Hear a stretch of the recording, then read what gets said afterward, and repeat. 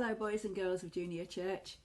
I hope you're well and happy and have enjoyed going back to school this last week or so, and that you're all behaving yourselves as well. We've got a lovely story today, and it's about another of God's faithful followers from the Old Testament. His name is Daniel. Now, after a great battle, many of the Jewish people were captured and taken away from their homeland to be slaves in Babylon.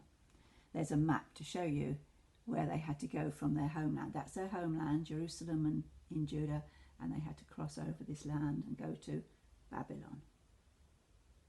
The king of Babylon, his name was Nebuchadnezzar, ordered the official in charge of his household to choose some of the young prisoners to serve in the court so they could be trained as leaders. There's King Nebuchadnezzar giving his orders. So the official chose several healthy, handsome young men and sent them to the royal court. There's the official in the middle, choosing some of the young men to go to the royal court. And among them were Daniel and his three friends. Here they are. Their names are Hananiah, Mishael, and Azariah. Teach them our language and train them in our ways, ordered King Nebuchadnezzar. So they had to go to a sort of school and learn the new language and learn all the ways of the Babylonians. They must also eat the rich food and drink the best wine from the royal table, said the king. And there's an example of the rich food that the royal table had. Now, although Daniel and his friends were at first quite pleased to be chosen, there was one problem. We can't eat Babylonian food, Daniel told the official. The God we serve has given us rules about the kinds of things we must eat. We would break those rules if we ate your meals, and we will not break the rules of our God. There is Daniel talking to the official. The official was very alarmed. He knew that if Daniel and his friends got thin, he would be in great trouble, probably have his head cut off.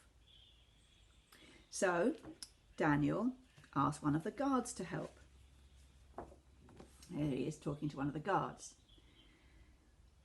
You can test us, he said boldly. Give us vegetables and water for 10 days and then see if we look fit and strong or not. So the guard agreed. And there he is. There's the food they were given. Very simple food. Lots of vegetables and bread and water.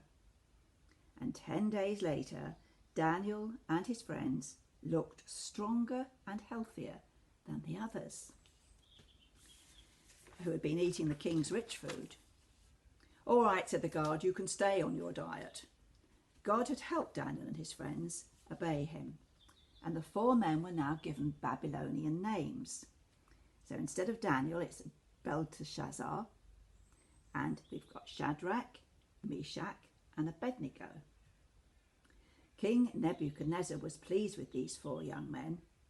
God had made them clever and wise, and they were given the most important jobs, and whenever the king needed help, he called on them. There's the King Nebuchadnezzar calling on the 4 men, because they were much cleverer than all the other people.